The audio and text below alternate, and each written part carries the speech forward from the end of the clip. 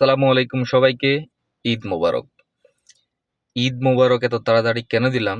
কারণ আমি যে টপিক নিয়ে কথা বলবো সেটা ঈদের সাথে সম্পৃক্ত থাকে অল টাইম। সেটা হলো নতুন টাকা।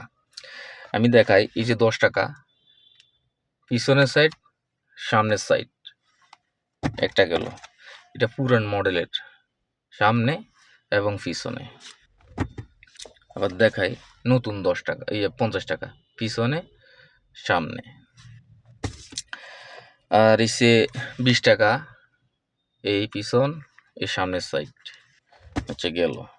এই যে 100 টাকার, সামনে, পিছনে। আচ্ছা, এটা হচ্ছে পুরান মডেলের 20 টাকা, সামনে, পিছনে। তো ব্যাংকের চাকরি করি বিদায় এত নতুন টাকা আগে ভাগে কালেকশন করতে পারি, আলহামদুলিল্লাহ। তো মূল বিষয়টা হলো, দেশে যারা রাজনীতি করে প্রত্যেকটা মানুষ জনস্বার্থে এবং দেশ প্রেমিকের স্বার্থে তারা রাজনীতি করে, আর জনগণই তাকে ভোট দিয়েই সরকার বানায়। তো মূল বিষয়টা হলো, যে যার মতো করে টাকা ছাপায়, যার যার মনের মতো করে। এই সরকার আসলে সে তার মতো করে, ওই সরকার এলে সে তার মতো করে। এতে করে রাজস্ব খরচ হয়, প্রবলেম হয়, জনগণের টাকাই খরচ হয়।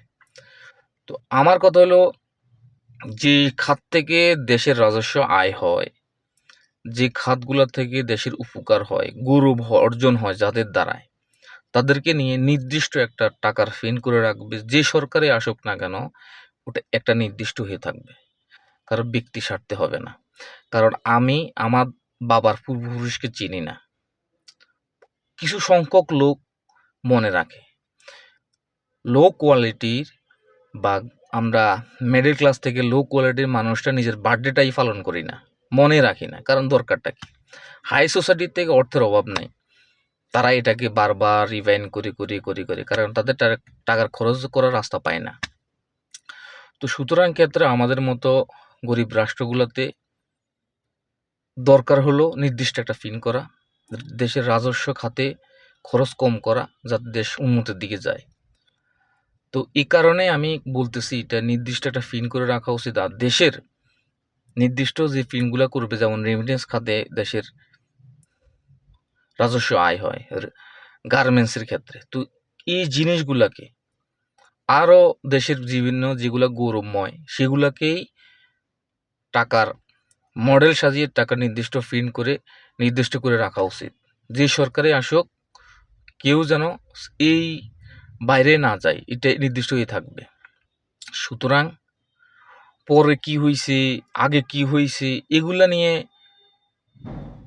না ভেবে বর্তমান সময়টাকে এমনভাবে সাজিয়ে গড়ে উঠানো উচিত, যাতে টাকার ফিনটা নির্দিষ্ট একটা হয়ে থাকে। সেটা হবে রেমিটেন্স, না হলে যারা প্রবাসীদেরকে নিয়ে, গার্মেন্টস কর্মীদেরকে নিয়ে, বা যেটাই হোক, যেটা সামঞ্জস্য, সবাই এটাতে হাঁ বলবে।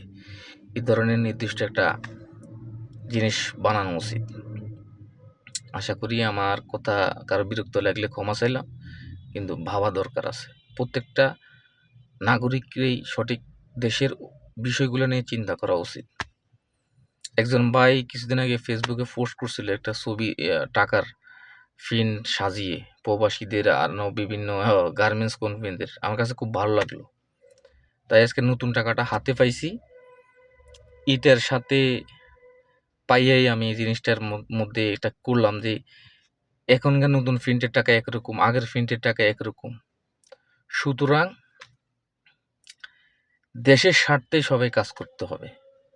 দেশকে ভালোবাসলে দেশের রাজস্ব ক্ষতি যাতে না হয় সে চিন্তা করতে হবে। দেশের যাদের দ্বারাই দেশের অর্থনীতি ভালো থাকে তাদেরকে স্মরণ করে সামনে এগিয়ে যেতে হবে, আর দেশকে শক্তিশালী বানাইতে হবে। নিজের ভাবলে চলবে না। আল্লাহ হাফিজ।